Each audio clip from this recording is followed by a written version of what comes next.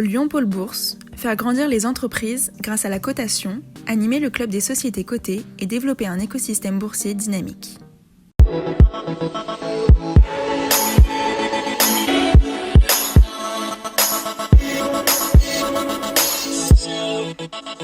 Bonjour et bienvenue dans Bourse et Valeurs pour tout savoir des entreprises régionales cotées sur lyondécideur.com et ses réseaux sociaux. Après quelques semaines à la baisse, la bourse a retrouvé des couleurs avec l'arrivée du printemps. Le CAC 40 repassant allègrement la barre des 7000 points, voire des 7100 points. À retenir dans l'actualité boursière de ces derniers jours, la publication des résultats 2022 de Visiative, marquée par une belle hausse de la rentabilité, plus 14% pour le bénéfice net à plus de 11 millions d'euros, sur un chiffre d'affaires en hausse de 21% à 259 millions. Et c'est le montant de l'EBITDA qui retient plus spécialement l'attention, à 30 millions d'euros, permettant à Visiative d'atteindre avec un an d'avance l'objectif de son plan stratégique Catalyst 2023. En bourse, l'action Visiative à un peu plus de 34 euros s'inscrit en hausse de 27,5% par rapport au 1er janvier et de 19% en un an, mais elle reste en repli de 7,6% sur une période de 5 ans.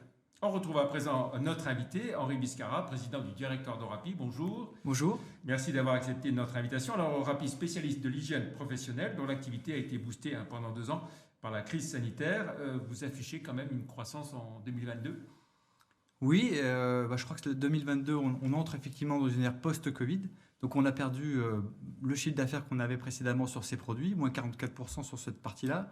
Mais on fait quand même les produits, les gels hydroalcooliques, tout ce qui a été utilisé, les produits de désinfection. Mais on arrive à finir l'année 2022 avec une croissance de 4%. Donc on est assez satisfait de ce résultat compte tenu de ce contexte. Et puis 2% de croissance organique si on enlève l'effet prix. Est-ce que les gens gardent quand même un tout petit peu de consommation de gel hydroalcoolique ou on est vraiment retombé au niveau d'avant la crise Alors, sanitaire ? on a gardé quand même un certain niveau de consommation. Il y a un bruit de fond. On a doublé à peu près le chiffre par rapport à 2019 sur ces produits, mais ça devient maintenant marginal dans notre activité. Et vous avez décroché 2 nouveaux clients, 2 nouveaux marchés quand même, en dehors de ces produits Covid ? Voilà, alors après, effectivement, ce qui est intéressant dans la mise en œuvre de notre plan stratégique, c'est qu'on a récupéré notamment plusieurs grands comptes, tels que la Croix-Rouge française, des clients comme GSF qui nous font confiance pour l'avenir, Leclerc, Grand Frais. Voilà, donc des clients importants qui viennent chercher chez nous de la sécurité d'approvisionnement, de la production locale, également de la compétitivité, et puis des produits de plus en plus verts.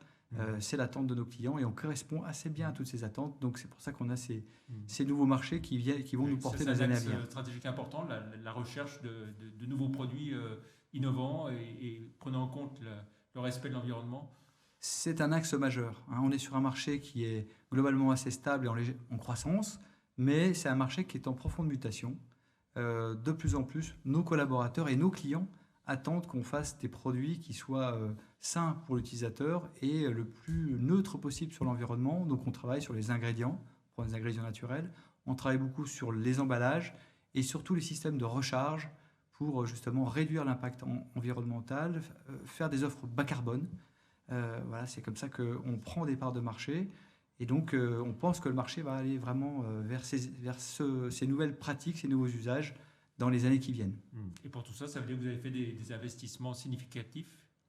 Alors, bien sûr, on accompagne ce travail de notre marketing, notre R&D, par des investissements industriels. Donc, on a fait un investissement majeur depuis 2 ans dans notre usine de Vénissieux. C'est 8 millions d'euros d'investissement, justement pour faire ces produits. Là, en l'occurrence, ce sont des pastilles qui sont diluables, donc dans des contenants et qui permettent d'économiser de l'eau à transporter et de réutiliser des emballages. Donc, on réduit l'empreinte carbone de 90 à 95% avec ce type de produit. Voilà. Et puis tout ça valide la stratégie qui a été la vôtre d'avoir une stratégie d'intégration et de produire vous-même et de ne pas être un simple distributeur. Alors, c'est vrai qu'il y a une dizaine d'années, on nous reprochait presque d'être industriel. Et aujourd'hui, c'est à la mode parce qu'on maîtrise nos chaînes de valeur et puis on maîtrise aussi notre sourcing, nos approvisionnements. Quand il y a eu les événements Covid, puis la guerre en Ukraine, il y a eu de grosses perturbations dans les chaînes logistiques. Et Orapi a toujours été en mesure de livrer ses clients et a toujours trouvé des solutions grâce à cette intégration verticale. Voilà. Alors, en termes de chiffre d'affaires, vous l'avez évoqué, donc c'est quoi 230 millions, voilà, on pourra arrondir, 229,6. Alors, côté rentabilité, un EBITDA qui est légèrement supérieur à ce qu'il était avant la crise.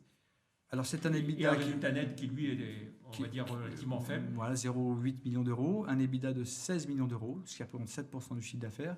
Effectivement, si on regarde par rapport à 2019, on a progressé sur cet EBITDA, même si cette année, on a pris quand même un choc d'inflation. On a eu, comme beaucoup de sociétés, un impact très fort sur nos matières premières, nos emballages, tous nos intrants. Mais vous n'arrivez pas complètement à répercuter ces hausses. On a répercuté ces hausses de prix, on a répercuté ces hausses. Il y a un décalage temporel qui se matérialise effectivement un petit peu sur notre EBITDA cette année, mais comme les hausses ont été passées, on verra dans les mois qui viennent nos marges revenir au niveau qui était celle d'avant l'inflation. Et puis vous aviez engagé, alors ça fait plusieurs années maintenant, une restructuration financière pour vous désendetter. On peut dire que c'est fait maintenant? Oui, alors le désendettement du groupe est achevé. On a aujourd'hui 29 millions d'euros de dettes pour 60 millions d'euros de fonds propres. Et dans ces dettes, il y a la moitié, c'est du factor, et l'autre moitié, c'est une dette qui est convertible en actions. Donc on n'a aucune échéance devant nous. Donc on peut dire que cette page est tournée. Si on essaye de voir vos objectifs, vous dites quoi, plus 5% de croissance par an jusqu'à 2025? Voilà, on a un marché, comme je l'ai indiqué, qui est en croissance de 2% par an. On veut faire mieux que le marché, donc 5%, et atteindre un EBITDA de 10%, c'est-à-dire gagner 3 points d'EBITDA dans les 3 ans qui viennent. Avec l'idée de se développer un peu à l'international, sans que ce soit une priorité absolue? L'international est un de nos axes de développement. Les grands comptes, de nouveaux canaux de distribution également. On développe beaucoup les ventes digitales, des réseaux de distribution, des places de marché.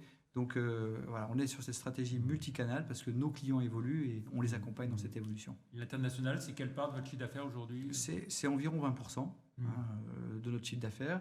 Et on a des zones qui sont en fort développement, notamment en Asie, qui est un marché qui est bien reparti depuis un an maintenant. Oui, si on essaie de voir par grande zone géographique, comment ça évolue? Je dirais que tout ce qui est pays européen est à l'image de la France, avec quand même un petit peu plus de difficultés en Angleterre. Mais globalement, l'Europe résiste très bien, et notamment l'industrie, qui est un de nos marchés, fait plus que résister, puisqu'on est en bonne croissance sur toutes les applications industrielles. Et ça, c'est un point très important aussi pour nous, puisque c'est un peu l'ADN historique d'Orapi. On va rappeler, Orapi, c'est une entreprise de combien de salariés? Vous avez évoqué l'investissement fait à Vénissieux. Auparavant, il y avait eu celui important, très important à Saint-Vulbas. Donc aujourd'hui, Orapi, c'est environ 1000 collaborateurs. Et on investit beaucoup dans le capital humain, parce que comme toutes les entreprises, on se rend compte que c'est très important d'attirer des talents, de fidéliser nos talents. Et donc, on acquiert aussi de nouvelles compétences, avec des compétences dans le e-commerce, dans le pricing, dans également tout ce qui est relatif à l'environnement.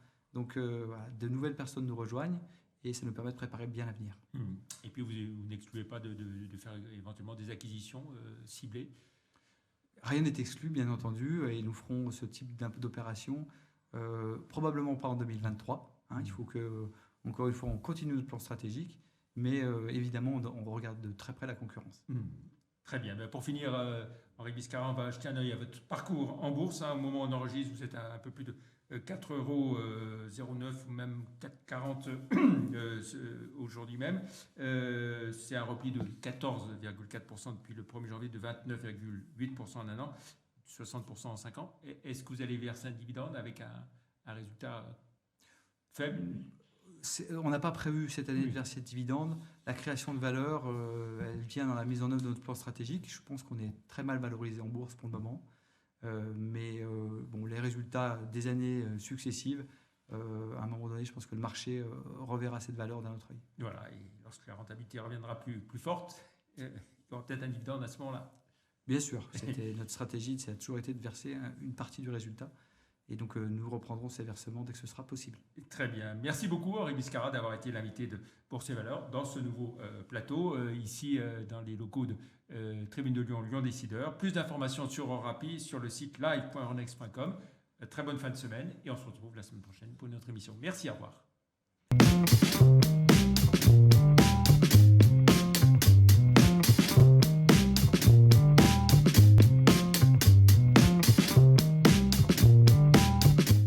Retrouvez les enregistrements et informations de marché sur les sites de Zone Bourse et d'Euronext.